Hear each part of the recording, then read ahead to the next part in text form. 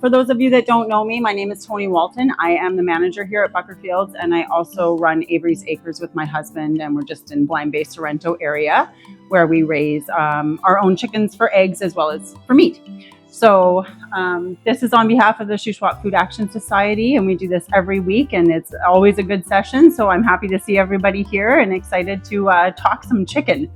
The first thing that we're going to talk about, just because it has since changed since last year when I did my talk, is the City of Salmon Arm bylaws. Actually, a very good friend of mine was the one that actually started the petition a few years back to get the bylaws revised for keeping chickens in, city lots and so on and so forth. And it took, I think, about 3 years before something actually happened, but I have given everybody a copy of the bylaws. I'm just going to read over a few of the sort of new particulars here. So this is for anybody that lives within town on a certain amount of property. So my understanding prior to this, you had to have over half of an acre before you could even have chickens on your property, and I think it was only 4. I could be wrong on that. So where the property is less than half an acre, you are now allowed 2 poultry, so 2 chickens or 2 rabbits. They are combining them. So 1 chicken and 1 rabbit wouldn't really work out. So we're also going to discuss in our talk today if I think that this is enough or if we think it should be more and what we can do about it.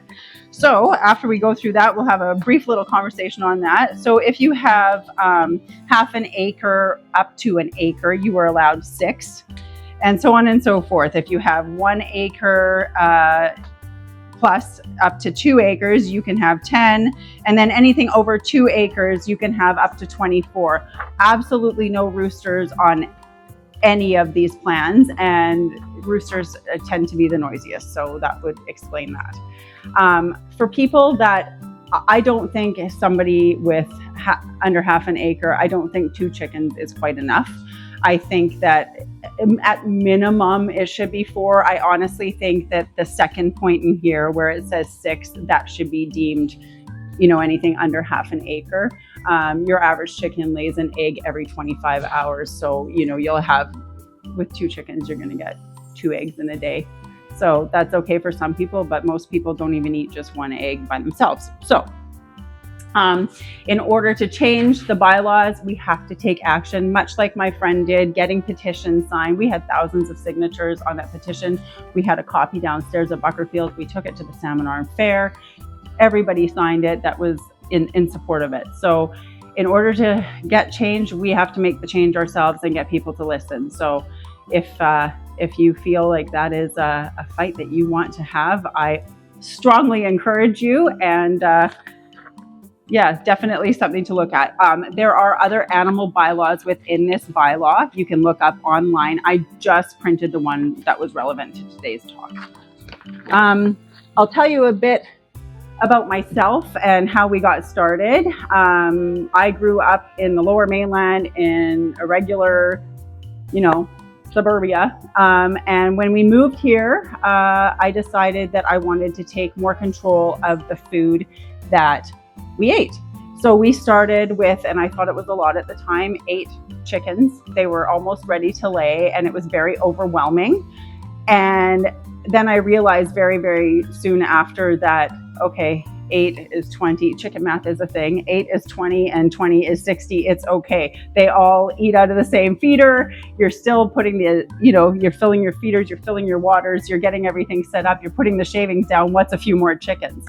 As we started to do this, so we only did egg layers for the first year or 2. And then we got this crazy idea to start raising pigs. So we started raising our own pork, and that was definitely a learning experience, but a good one because we're still doing it, and I'm getting 4 more piglets tomorrow.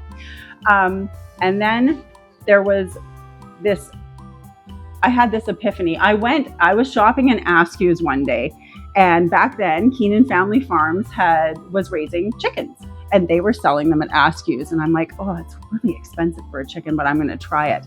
Well, there was no going back after that because I ate my first farm-raised chicken, and then I went, okay, there is a massive difference in the flavor of the meat, the size of the bird, so on and so forth. So we're like, okay, let's try this. We can do this. So I think we started off with 25, maybe 30 meat birds the first year that we did it, and then we were hooked.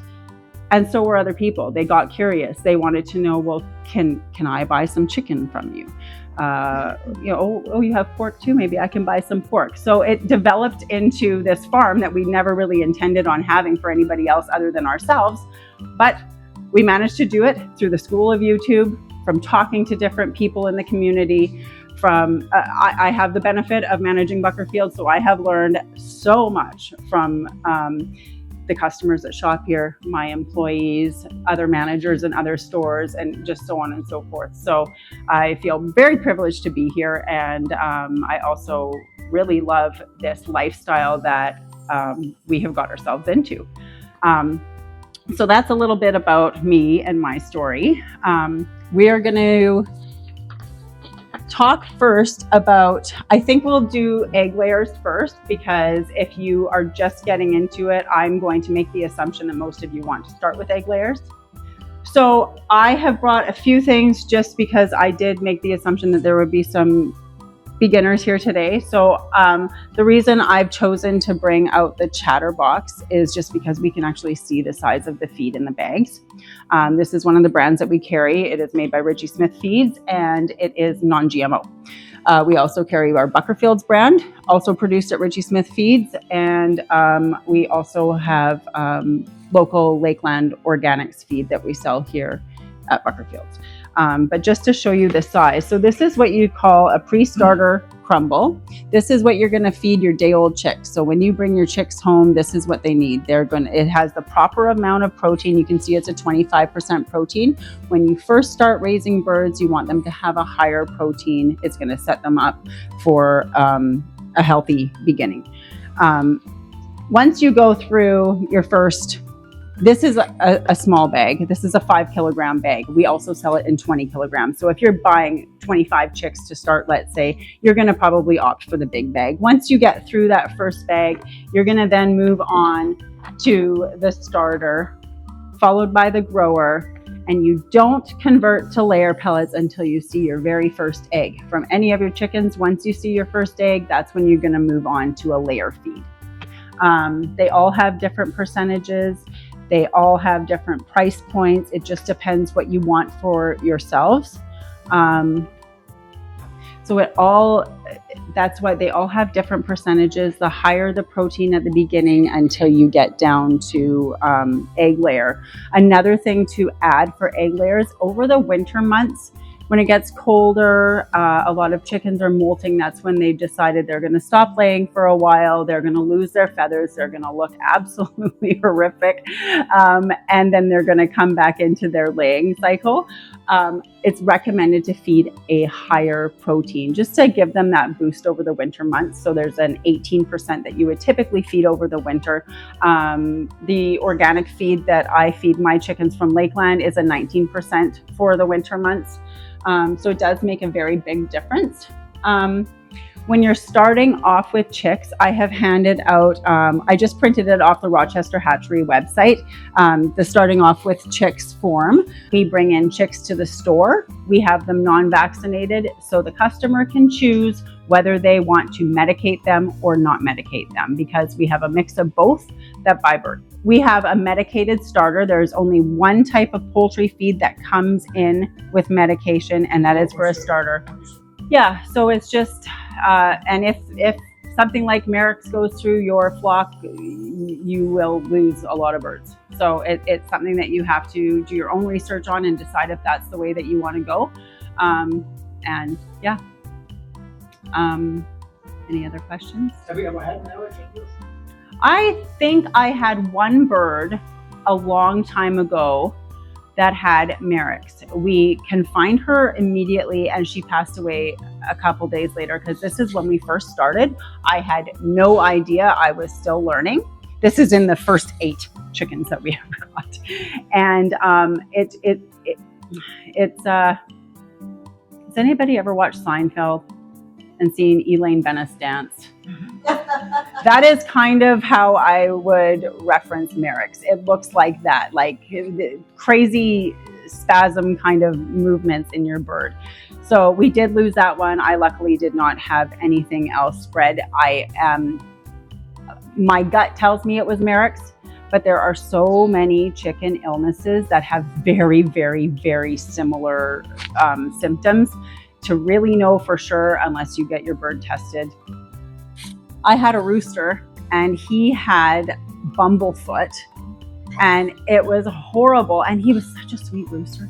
His name was Murdoch.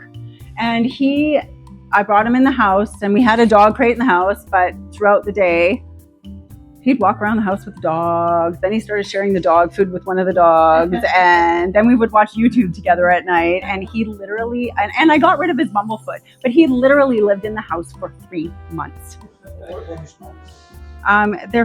They get like this, it looks sort of like a scab on the bottom, like a callus almost, and it gets really swollen and puffy. And then he had scaly leg mite as well. So his legs were really red. And anyway, so we treated him. He was better. Once we brought him back out to the coop, he went back with his girls, and then I guess he decided I wasn't his friend anymore. So we were no longer friends after that. Yeah, you should be aware, like biosecurity is a thing. So when you were so let's say you went to my farm and you came to pick up some birds I was selling. First thing you're going to do, you're going to look at them and make your own judgment call. Do they look healthy? Everything fine? I would check in between their feathers to see if they have mites, because you can see mites, or any sort of bug skin issue. If they have a poopy looking bum, anything like that, that is going to trigger you to go, maybe I don't want to do this. But when you do bring them home, yes, just like she has a crate for some ill birds at home, you would want to have them in a separate area confined from your birds. So for example, even when every year I add new egg layers to my flock, I have an outside sort of hoop house that my husband built out of cattle panels and wire, and they've got a perch in there and all that kind of stuff.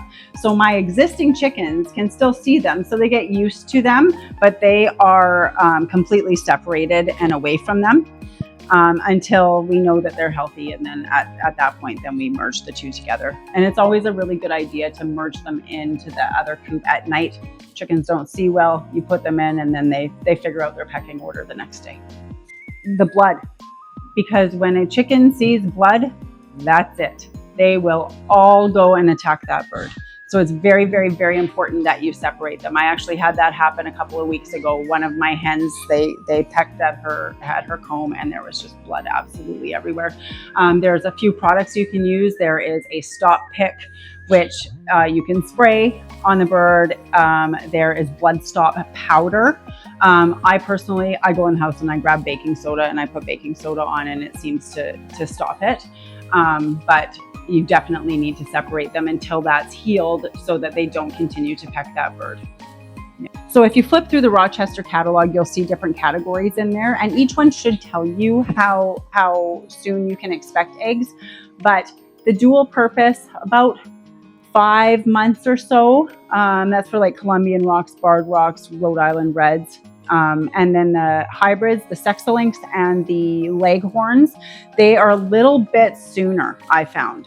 So if you're looking for a high production bird and a good, healthy, big, large size egg, go with the hybrid or the dual purpose at the beginning. The heritage breeds, as beautiful as they are, and I have some myself, they don't lay for as long and they don't lay as frequently. So if you're looking for beautifully colored blue eggs, green eggs, dark chocolate brown, I've even seen like emerald green colored eggs, you will get them, but you won't get as much as you would from a production bird. And I should also explain the difference. So a dual purpose bird, that just sounds like, okay, I can either keep it for eggs or I can keep it for meat. So the term is meant for, they're an egg layer, but when they have done their time laying eggs, because they'll slow down after about 1.5 years or so, 2 years. Some people wait just the year, and then they butcher it for meat because they are a bigger bird. So that is the term dual purpose. It doesn't mean I'm going to buy 25 barred rocks today and in 8 weeks I'm going to butcher them, because they're also considered a dual purpose. They're not ready to be butchered. So just for reference that way. Yeah. And so if you have chickens along with a rooster, you can renew your flock endlessly, right? As long as there's two ways you can do that. You can either let your hens hatch out their own eggs if they go broody. Some breeds are very broody hens, and they will happily sit on eggs and hatch them out, provided that your rooster has done his job. Or you can hope for the best and that your rooster has also done his job, and you can put your eggs in an incubator. So you can do it that way. But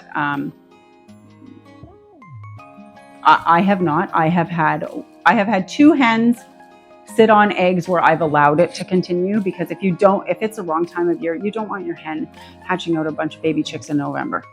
So, and I actually had 2 hens that decided to go broody this past winter, and I'm like, oh no. So you have to take away the eggs every day, and they wear gloves when you're doing it, because they will peck at you like, get away from my eggs. But you break them of that cycle because it's the wrong time of year. I had an Americana hen once. She hatched out 8 little chicks. Yep, all of them were her own eggs except for one. So she had all these beautiful little Americana hens and then one little barred rock. So yeah. Is that considered a challenging process to hatch your own eggs? If a chicken does it, no. I've never used an incubator, so I'm not going to comment on that. But I was very concerned when this first Americana went broody and had all of these chicks. And I thought, oh, I've got to separate her. I can't do this. She was actually, we typically let our birds free range unless it's coyote season, because then we confine them to their actual runs. And there's about an area from the ground up to here that's underneath one of the coops where they can go for shade and dust bath and so on. And she was sitting on her eggs there way in the back corner. And I thought, I don't know what I'm going to do. So she hatched out these eggs, and I had at that time probably about 30 chickens and 2 or 3 roosters. And I kept hearing these horror stories like, oh, the roosters will go after the chicks or this or that. Not at all. She totally took care of these birds, integrated them to the flock. If anybody went even close to them, she would puff up like a rooster and go at them. She went at the roosters, and that was it. So they have good instincts, and they can take care of their own birds. The top 3 that I would choose, and they are in this catalog, are the Sexalink, which is a hybrid, the barred rock, the barred Plymouth rock in the book, and the Colombian rock.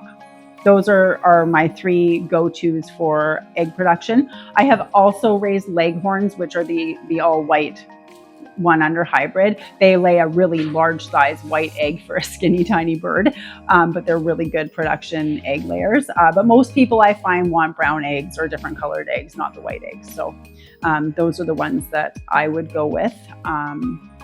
Yeah, and they lay for a good couple of years, for me anyway. Yep, and I mean, some people, here's another question. It depends on the size of your property. Some people say, okay, well, what do you do with your birds after they're done laying, right? They've done their time. I have some birds, they're heritage breed, they're Welsh Summers, and they're gonna be 8 years old this spring. I mean, I get an egg I've got 3 of them, and I get an egg out of one of them maybe like twice a year. Like they're old, but we have 6 acres and we free range, and I don't care. They can live out their life on our property. I'm not going to cull a bird that has served me well for so long when I have the space to do so. Our main predator on our property anyway are coyotes. Every year I do lose birds to coyotes, even though I have big German Shepherds, but they also live in the house too. So if they're outside, then we don't have any issues. But if they're inside, then those coyotes know.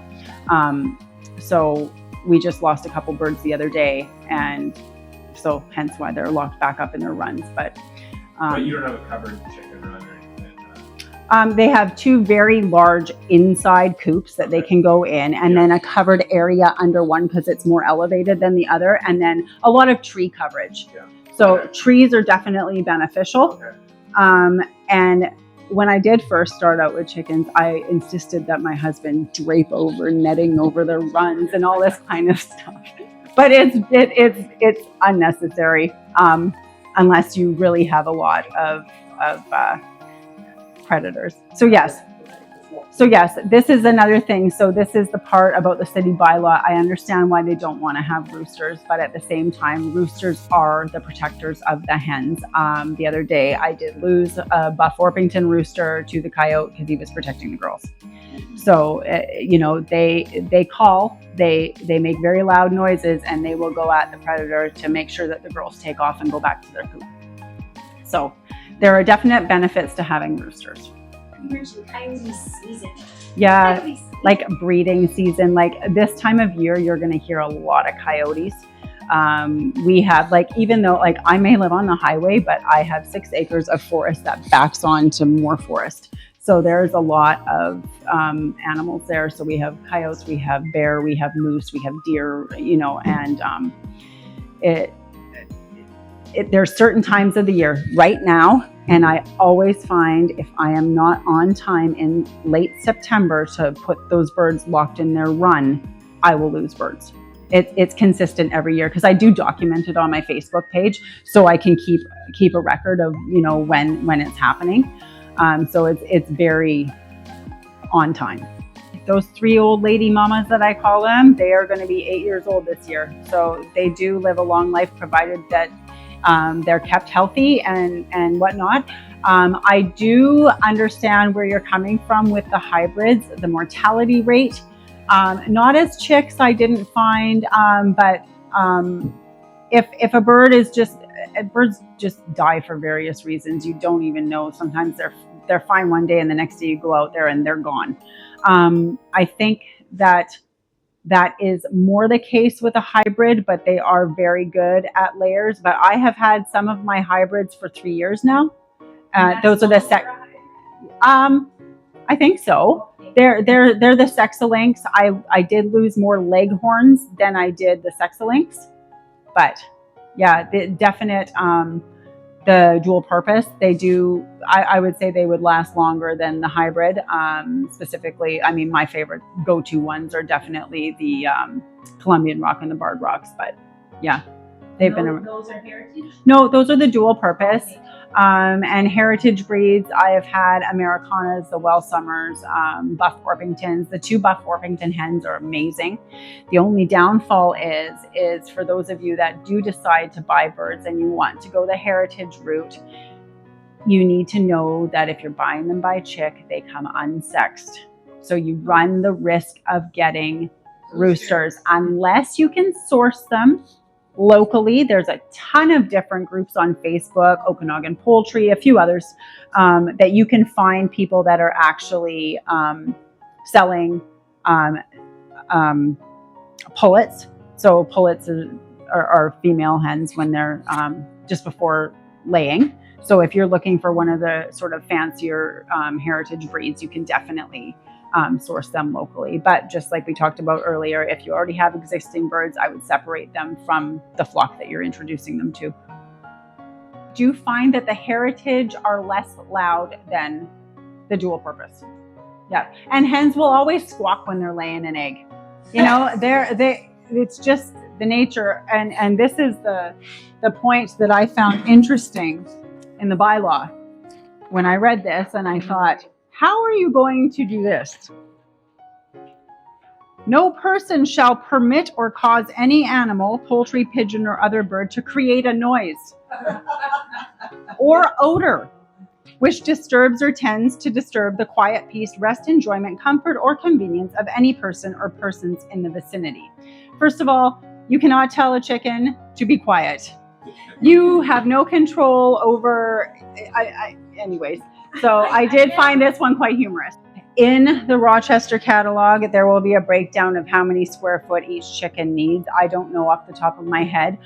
What we did, I mean, for our first chickens, it was overkill, but we had an old shed on the property. So we completely gutted it, disinfected it, and used that as our initial coop. And then we now have a cooplex. My husband built an addition with an entrance in between the two. But you would probably, I would say, like the coop itself, like just where they go to sleep, 4x8, like, and then have access to a fenced in run if they have to be fenced in, or if you're going to let them free range, then let them free range in your backyard. And yeah, they do recommend like a flat surface, so it's easier on the birds' feet because they just stand on it rather than grip their. We've used both. Totally up to you. There's so many different ideas that you can get for if you do them in levels, if you just do one straight roosting bar, there's so many different options. And then also you want a place that you can put your nesting box. Rather than have your chickens lay wherever they feel like it, I've got 1, 2, 3, I think 4 nesting boxes mounted to the wall. They jump in, they lay their eggs, they roll under so they don't get, pooped on or damaged. And so we do that.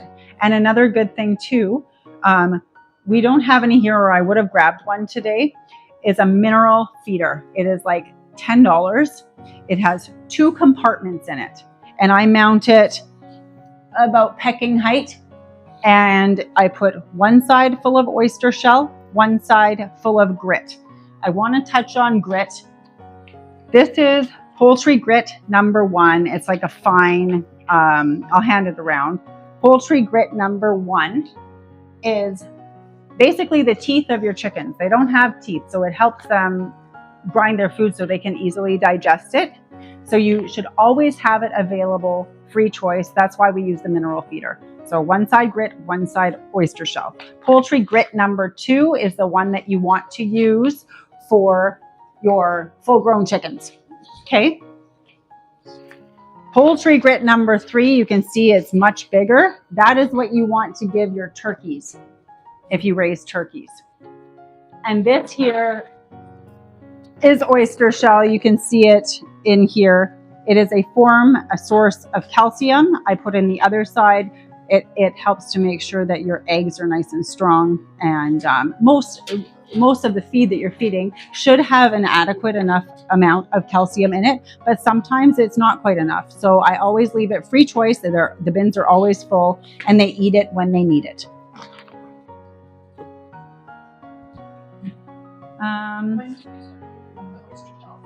As soon as they start laying. Yeah, kind of the same thing. As soon as you see that first egg, give them the oyster shell. Yeah, chickens also clean themselves in dust or dirt. So if you have a nice dusty area that they can roll around in, that's what helps keep them naturally clean. If you don't have that, you need to supplement it. So we have a product called Dust Bath. You can use really fine sand and anything like that, but they need to be able to get that dirt and dust up into their feathers. It helps to prevent mites. Some people use diatomaceous earth, which is just a really fine silica powder. But yeah, so those are very important things for your chickens. When it comes to meat birds, I'll quickly touch on this because we're at 5 to 2. We start our meat birds just like we start our baby chicks, except I don't feed them. This, for example, I feed them a broiler feed. It's just a little bit different of percentages. Just like the egg layers, they go in the brooding box, they get the same heat, they get the same water, but you will find that your broilers eat way more than your egg layers, even as chicks. They are bred to go from this to this in 8 weeks. Really? Those are your standard broiler chickens. You can do a heritage breed meat bird, which is called a Western Rustic. You can also find that in your catalog there. They take longer. If you are doing turkeys are 16 to 20 weeks. So if you want turkey for Thanksgiving, you're gonna get that bird in June, so you have enough time to raise it till it's at its full size. So how I do my meat birds, just like egg layers, and at that 4-week mark, they move out of the brooder into a fenced-in pen. I don't let them free range because I need to control them and I need them to grow. They have 4 weeks left to go from about this size to 5-6 pounds, which they do. If you are raising meat birds and you are going to sell them, you must get your birds processed at a government inspected facility, meaning an abattoir. The only one that I know of personally in the area now is where I take my birds. It is in Pritchard. It is at a farm called Spring Valley Ranch, and the owners are the most lovely people you will ever meet, and their facilities are spotless and incredibly clean. They package them for you. They remove the organs. They put your farm label on them. They put the dollar amount. Everything is completely done for you. You drop them off in poultry crates, which we do rent out here. And then you leave them there and you pick up your birds the very next day. There's always an inspector there just to make sure. The inspector, it's not government, like it's a government person that inspects the chicken. They want to make sure that that chicken has no disease. So when they open it up, if they see something wrong with that liver, they're going to say, no, you cannot have that bird back. Other than that, I think I've had maybe 2 in all the years that we've been doing meat birds that they say, nope, sorry, we had to throw one that it wasn't. How much is the process? It can be very expensive. So you'll have to go on their website. It depends on how many birds you're processing and what type of birds you're processing. Yeah, but they have all of their prices and availability dates listed on their website. So it's Spring Valley Ranch in Pritchard. And if you're thinking of Yankee Flats Meats, they don't process chickens at this time. No, there was a farm out in Armstrong. She also is not processing chickens anymore, to my knowledge. And then the next closest one is a Farm Gate Plus licensed facility. So it is not government inspected. So therefore you should not be selling those birds. However, it is a Farm Gate Plus, which means that if you don't want to process your own birds, because a lot of people don't, I have no interest in doing that. You can take it. I think they're called Perks Pasture, and I think they're in Lake Country. They will process your birds for your own personal consumption. If you live within those bylaws, you are not allowed to process your own at home. If you are in the ALR, you can process your own birds, especially like if you're just culling a bird because they're not laying anymore and you don't have the space to let them, live out their natural life. Absolutely, cull your own bird. I always keep a tool at home too. It's like buy it at Rona. It's like a little like pipe cutter. I keep that at home for when I have. It's just like it's blue plastic with a really sharp blade. It fits perfectly around a chick's neck.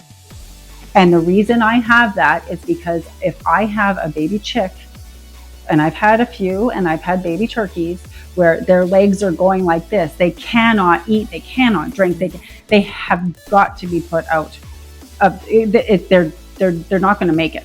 So, I do that, say a little prayer, do that, and it's done. And it's very quick. And the bigger ones, the ones we have full adults. We sell killing cones. Yeah. You can bolt them to the wall. You put them in head down and you get a very sharp knife. There are a ton of YouTube videos that will show you specifically. I would highly recommend, if you don't already watch Justin Rhodes on YouTube. He has over 1 million subscribers and he is a homesteader and they process all their own. It's a job that nobody wants to do, but it is something that is necessary to avoid suffering. So as far as meat birds go for processing, if you are going to do meat birds, I highly recommend you book your processors early. I had to book my processing dates.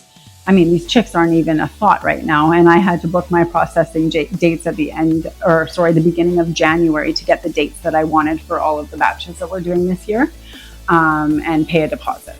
So they do charge $2 per bird deposit at Spring Valley Ranch to process your chickens. I'm not sure what other people charge. I just know because that's where I go to. But yeah. I think everybody here mostly wants to do egg layers, but it's the best chicken you'll ever eat is when you raise it yourself. And we have had, like I said, we started off very small and it was just word of mouth and people wanting to buy. And now, this is what we do separate from our day jobs. And I've already got pre-orders going for all of my batches of chicken. I have them ready in May, 2 batches in June, July, and September. And if you can believe it, the September one sold out first. So it's people want to know where their food is coming from and what it's being fed and how it's being raised. So I'm very transparent, and I put it on my Avery's Acres Facebook page, and anybody can send me a friend request, and you're welcome to join in. And I put posts out all the time, and specials and meat boxes, and we do all those things. And it's incredible to me to think of where we started off. So every single person can do this. If I can do it, anybody can do it. And just watch the people sort of come to you and they're like, well, I'm really interested in that. Do you think I can try that? Or it's very exciting to see, especially this sort of resurgence of more people wanting to farm, homestead, grow their own food, know where it comes from, feed organic, avoid pesticides, so on and so forth. There's just so many excellent things happening right now. It's a huge movement, so it's very exciting. Thank you. Thanks for coming.